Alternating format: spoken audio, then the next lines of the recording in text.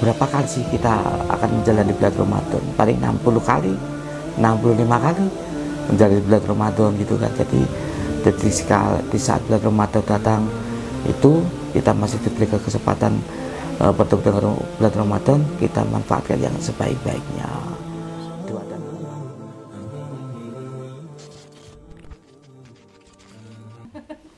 ya, assalamualaikum warahmatullahi wabarakatuh. Perkenalkan, nama saya Hidayat dan pendamping hidup saya Sri Wahyuni, dan saya punya anak dua, yang satu perempuan yang saat ini menempuh pendidikan di Universitas Said jurusan S1 keperawatan, yang kedua cowok saat ini menempuh pendidikan di SMK Negeri 2 kelas 3 jurusan listrik gitu. Untuk kesibukan sehari, saya dan pendamping sebagai terapi ataupun tukang pijat ya, bahasa umumnya seperti itu. Untuk aktivitas kehidupan saya sehari-hari ya dari masas atau dari pijat itu sendiri. Saya penyandang tunanetra. Seingat saya tunanetra pada tanggal 22 November tanggal 20 November tahun 1998. Waktu itu saya ada di Provinsi Kalimantan Selatan di kota Banjarmasin itu. Dan untuk pendamping saya juga tunanetra, menyusul dia tahun 2017 itu,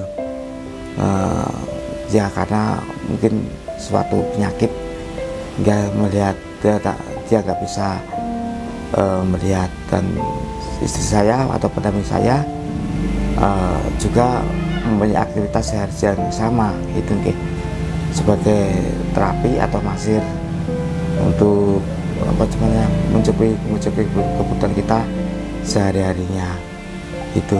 Kalau untuk pasien saat ini semenjak tahun 2002 ke sini itu ya tidak seperti yang dulu. Mungkin barangkali pasien pijat yang dulunya sering pijat rutin dan sebagainya, ya karena kehendak Allah mereka sudah pada meninggal karena dampak corona kemarin gitu kan.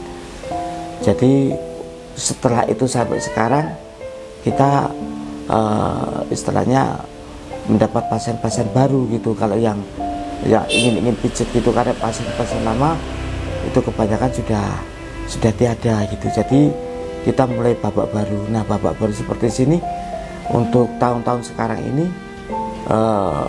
pijat satu bulan mungkin 10 orang itu sudah banyak bagi saya gitu kan. Jadi untuk satu pijat kadang 50-60 kali 10 orang, katakanlah seperti itulah penghasilan setiap bulannya gitu kan.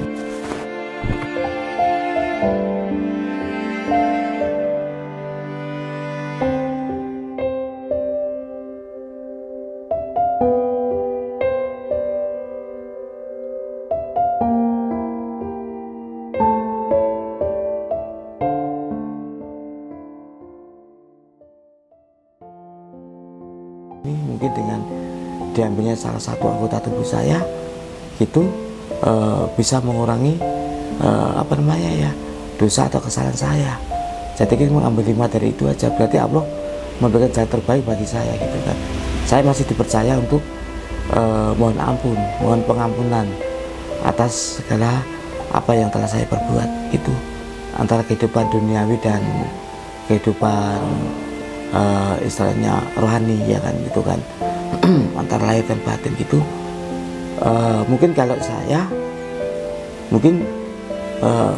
ibadah saya jujur saya berkurang gitu kan, berkurangnya tanda kutip sama-sama gitu, tapi lebih banyak mikir ke dunianya gitu kan, karena berpikirnya besok sekolahku sanggup apa, makanku piye dan sebagainya gitu kan. Itu kan harus menginvestasi anggaran dan sebagainya gitu. bagaimana cara membayar utang, bagaimana gitu kan, berpikirnya gitu. Tapi kalau untuk teman saya, pendamping hidup saya atau istri saya, itu lebih banyak ibadahnya gitu kan.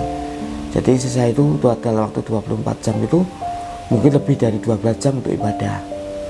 Itu mungkin dia sering jam 2 malam itu pasti bangun wiritan sampai sholat subuh gitu kan. Sholat duha itu nggak pernah libur, wiritan gitu kan.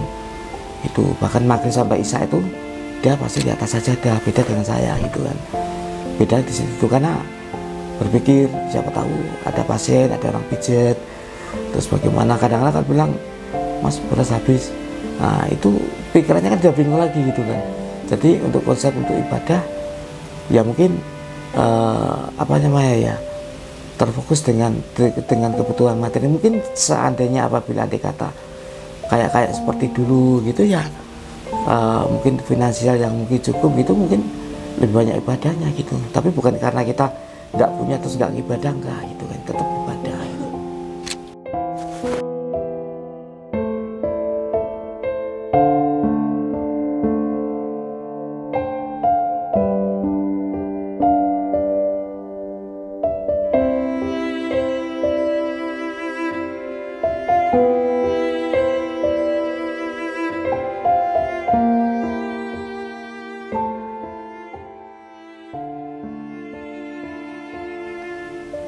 Kita menghadapi Ramadan bisa ditemukan di Ramadan lagi ya kan, itu satu anugerah bagi kita.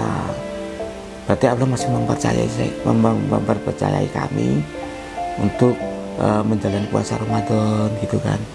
Karena dengan puasa Ramadan itu bulannya penuh dengan maghfirah dan ampunan gitu kan. Berarti kita masih diberi kesempatan untuk memohon ampun apa yang telah kita jalani selama ini. Karena kita menyadari atau tidak kita sadari, manusia tidak terlepas dari salah, khilaf dan dosa gitu kan. Sebetulnya berpikir saya itu berandai-andai ya gitu kan. Kadang-kadang berandai-andai, ada seperti dulu, Anda seperti Bapak A, ada seperti Bapak B gitu kan. Kita sebetulnya puasa itu bulan penuh dengan ketenangan, penuh dengan perdamaian. Ya kadang-kadang kita berpikir kita gimana, ketenang tuh kan kalau di saat kita sudah ada makan, buka sudah ada untuk buka gitu, tenang berpikir menjalani khidmat gitu kan. Tapi kalau kadang-kadang kita untuk buka aja bingung, kita bukanya pakai apa gitu. Pada saat ini 2 tahun 3 tahun ini kita masih mencari-cari gitu kan. Ya puasa gitu aja. Kadang-kadang berbohong sama keluarga. Kamu buka, udah buka. Tadi di sana pada kita belum buka gitu kan. Karena kadang-kadang saya juga merasa berdosa sama anak-anak, sama istri gitu kan, merasa berdosa. Kenapa? Saya sebagai kepala rumah tangga tidak bisa mencukupi kebutuhan dia di dalam, apalagi dalam ibadah puasa gitu kan. Kadang-kadang kita nggak bisa, saya merasa bersalah.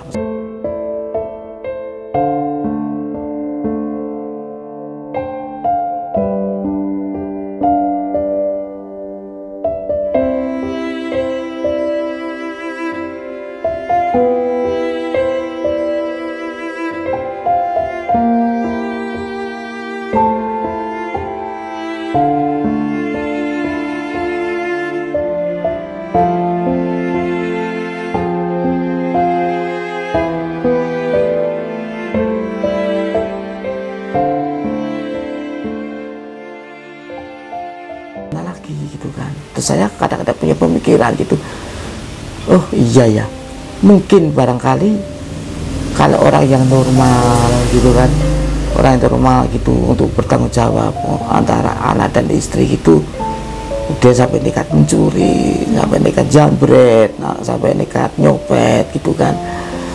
Itu mungkin karena kebutuhan ekonomi yang sangat mendesak gitu ya kan. Terus kadang-kadang saya punya pemikirannya picik, pemikiran yang di luar nalar. Allah tuh maha pengasih, lagi maha penyayang, lagi pemurah, dan dia akan mengabulkan segala doa-doa manusia gitu kan. Saya yakin seorang pencuri itu atau seorang copet dan sebagainya itu, dia waktu mau mencuri dia juga berdoa, ya Allah berikan keselamatan. Kalau dia selamat berarti Allah mengabulkan doanya gitu. Walaupun dia nggak pernah berpikir nanti di akhir nanti sebagai pertanggungjawabannya bagaimana gitu. Itu cara berpikir saya gitu. Nah kalau saya yang netra ini yang tidak bisa melihat ini, terus saya itu mau berbuat apa gitu kan, gitu ya kan. Kita meminta memohon itu ya kayak diminta ya ada, kadang-kadang ya diminta dia sendiri juga kurang, karena ukuran kurang manusia itu kan beda-beda. Nah kembali pada sifat rasa syukur kita kepada yang ada di atas sana kan gitu kan. Jadi saya punya pedoman sekarang itu tidak ada air sungai yang nggak akan mengalir ke muara itu. Jadi ya tidak ada air sungai yang nggak akan mengalir ke muara, pasti air sungai mengalir ke muara. Jadi kita mengikuti arus ya kan. Itu kita pokoknya yakin aja Allah tidak akan mencoba satu kalnya di luar dari kemampuannya, gitu aja itu. Tapi saya punya penemu dalam angan-angan saya. Waktu itu saya ada di Masjid Nabawi, di Masjid Nabawi di Ronda itu saya kurang lebih 30 menit saya di sana gitu. Sambil berpikir, sambil berdoa, saya itu mempunyai satu pemikiran, jika kita tidak mampu, yakinlah Allah akan memampukan ketidakkemampuan kita, itu aja. Jadi jika kita tidak mampu, yakinlah Allah akan memampukan ketidakkemampuan kita itu. Tapi yang jelas kita yakin, kita adanya ikhtiar ya kan, tirakat atau usaha seperti itu, kembali pada takdir tadi. Jadi bahasa orang Jawa bilang tirakat wiradatan kenotino, tirakat sama dengan usaha, kita berdoa ya kan, terus wiradat itu usaha itu, kenotrat itu kembali pada takdir Allah tadi itu. Jadi saya ibaratnya seperti ini Mbak, pada suatu malam kita berpikir, ya Allah, kenapa malam ini menjadi gelap?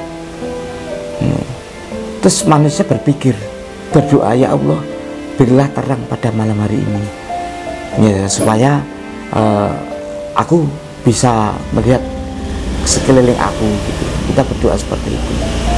Nah ternyata Allah ngasih jawaban ya kan, kamu harus usaha.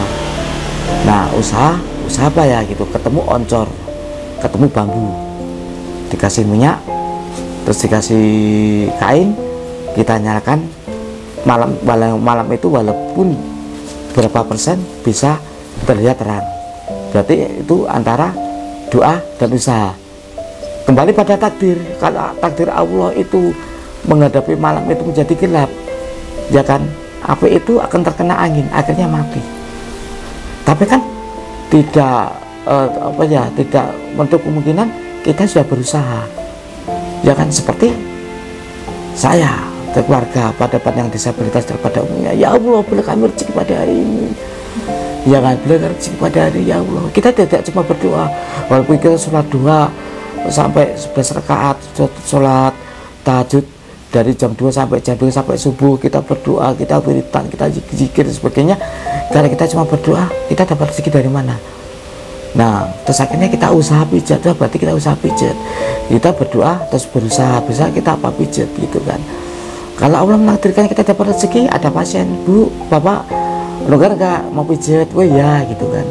Itu berarti Allah memberikan suatu rezeki pada diri kita gitu. Tapi kalau Allah belum memberikan rezeki pada hari ini, ya walaupun itu dibuka 24 jam, kita berdoa sampai air mata darah, Allah kalau memberi rezeki ya nggak ada pasien gitu kan. Tapi kan sudah berdoa, sudah usaha. Jadi itu takdir, kembali pada kodrat ilahi gitu Mbak. Itu harapannya gitu. Yang jelas seperti apa yang saya dikatakan di depan tadi, kita mengalir saja dengan kehidupan yang ada gitu kan. Kita mempunyai cara berpikir yang normal Mbak gitu kan. Semut yang sekecil itu aja bisa dikasih makan, masih bisa mencari makan, apalagi manusia dikasih akal dan pikiran seperti itu. Jadi insya Allah mungkin dalam menghadapi bulan Ramadan, kita insya Allah juga keluarga kita dan teman-teman semua, insya Allah ini karena bulan yang ditunggu-tunggu ya, bulan ditunggu-tunggu, karena berapa kali sih kita akan menjalani bulan Ramadan? Paling 60 kali, 65 kali menjalani bulan Ramadan gitu kan. Jadi di saat bulan Ramadan datang itu kita masih diberikan kesempatan bertemu dengan bulan Ramadan, kita manfaatkan yang sebaik-baiknya. Doa dan harapan semoga tahun mendatang setelah Ramadan kita lebih baik lagi daripada sekarang, mungkin dari tingkahnya, ibadahnya, mungkin dari kita kekusukannya. Yang jelas yang akan kedua yang akan stay